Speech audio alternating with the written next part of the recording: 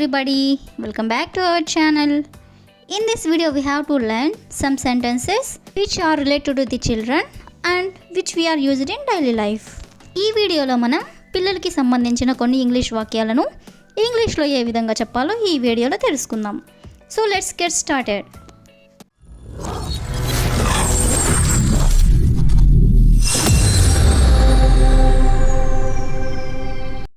Before going to the topic, if you like this video, please like and share to your friends and family members, and also don't forget to subscribe my channel. Okay, coming to the topic, first one is సరిగ్గా కూర్చోండి. సరిగ్గా కూర్చోండి అని మనం పిల్లలతో ఇలా చెప్తూ ఉంటాం కదా. సో దీన్ని ఇంగ్లీష్లో సిట్ ప్రాపర్లీ. సిట్ ప్రాపర్లీ అంటే సరిగ్గా కూర్చోండి అని. నెక్స్ట్ వన్ ఈస్ తిన్నగా కూర్చోండి. తిన్నగా కూర్చోండి అని కూడా చెప్తుంటాం కదా. సో దీని ఇంగ్లీష్లో సిట్ స్ట్రైట్. సిట్ స్ట్రైట్ అంటే తిన్నగా కూర్చోండి అని. నెక్స్ట్ వన్ ఈస్ కుర్చీలను సరిగ్గా సర్దండి. కుర్చీలను సరిగ్గా సర్దండి. స్కూల్లో టీచర్స్ పిల్లలకి ఇలా చెప్తూ ఉంటారు కదా. సో దీన్ని ఇంగ్లీష్లో arrange the chairs properly. Arrange the chairs properly అంటే కుర్చీలను సరిగ్గా సర్దండి అని. నెక్స్ట్ వన్ ఈస్ గొడవ చేయొద్దు లేదా గోల చేయొద్దు అని చెప్తూ ఉంటారు కదా. సో దీని ఇంగ్లీష్లో don't make a noise. Don't make a noise అంటే గొడవ చేయొద్దు లేదా గోల చేయొద్దు అని. నెక్స్ట్ వన్ ఈస్ నిశ్శబ్దంగా ఉండండి. నిశ్శబ్దంగా ఉండండి అని చెప్తూ ఉంటారు కదా. సో దీని ఇంగ్లీష్లో బీ క్వైట్. బీ క్వైట్ అంటే నిశ్శబ్దంగా ఉండండి అని. నెక్స్ట్ వన్ ఈస్ పక్కవారితో కబుర్లు పెట్టొద్దు. పక్కవారితో కబుర్లు పెట్టొద్దు. సో దీన్ని మనం ఇంగ్లీష్లో don't chit chat with other students. Don't chit chat with other students అంటే పక్కవారితో కబుర్లు పెట్టొద్దు అని. నెక్స్ట్ వన్ ఈస్ క్లాస్ వినకుండా ప్రక్క వారితో వేరే విషయాలు మాట్లాడవద్దు. క్లాస్ వినకుండా ప్రక్క వారితో వేరే విషయాలు మాట్లాడవద్దు.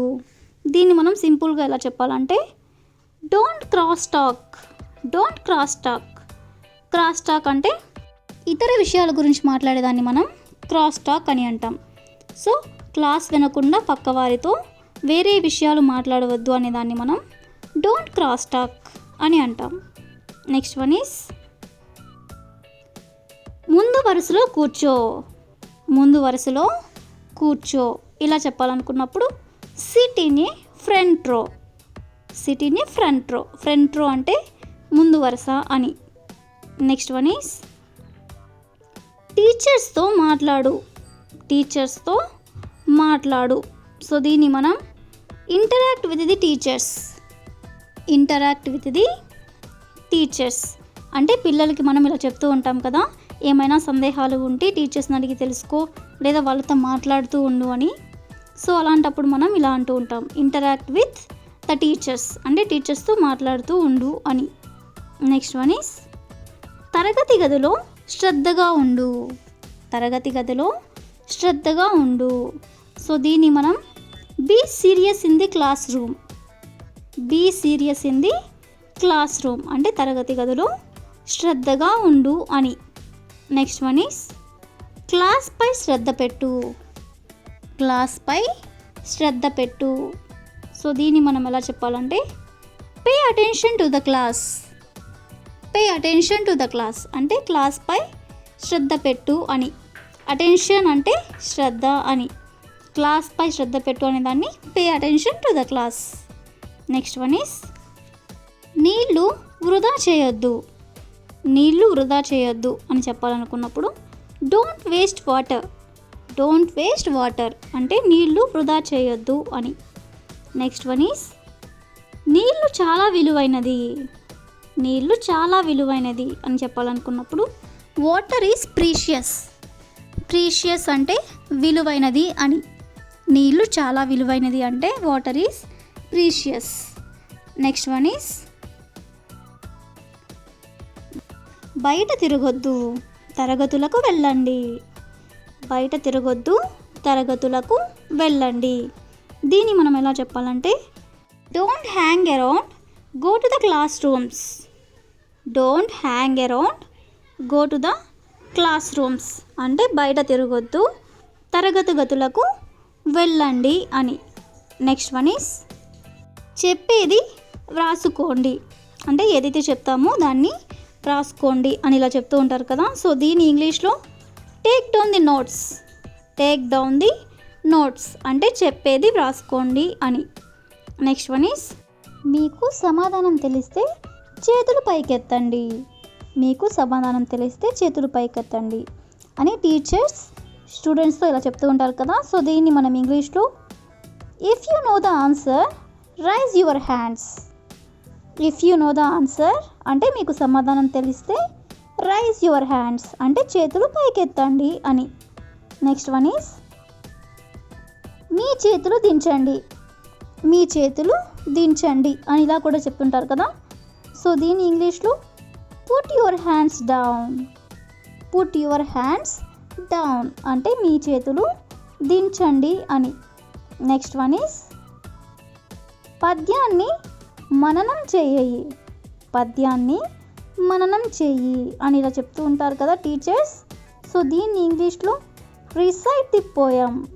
రిసైట్ ది పోయం అంటే పద్యాన్ని మననం చేయి అని.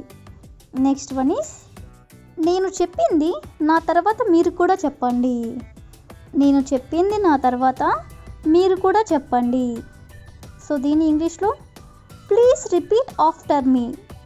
ప్లీజ్ రిపీట్ ఆఫ్టర్ మీ అంటే నేను చెప్పింది నా తర్వాత మీరు కూడా చెప్పండి అని. నెక్స్ట్ వన్ ఈస్ నేను చెప్పేది వినిపిస్తుందా అంటే నేను ఏదైతే చెప్తున్నానో అది మీకు వినిపిస్తుందా అని టీచర్స్ ఇలా అడుగుతూ ఉంటారు కదా. సో దీని ఇంగ్లీష్లో am I audible to you. Am I audible to you అంటే నేను చెప్పేది మీకు వినిపిస్తుందా అని. నెక్స్ట్ వన్ ఈస్ మీకు అర్థమైందా. మీకు అర్థమైందా అని దాన్ని మనం ఎలా చెప్పాలంటే have you got it. Have you got it అంటే మీకు అర్థమైందా అని. దీన్ని మనం have you understand. Have you understand అన్నా కూడా మీకు అర్థమైందా అని. దీన్ని మనం am I making my self clear. Am I making my self clear అంటే కూడా మీకు అర్థమైందా అని. మూడిటికి కూడా మీనింగ్ మీకు అర్థమైందా అని. That's all for today. I will ask you a question for you. నేను చెప్పేది అర్థమవుతుందా. నేను చెప్పేది అర్థమవుతుందా. If you know this one in English please comment in the comment section. Thank you for watching.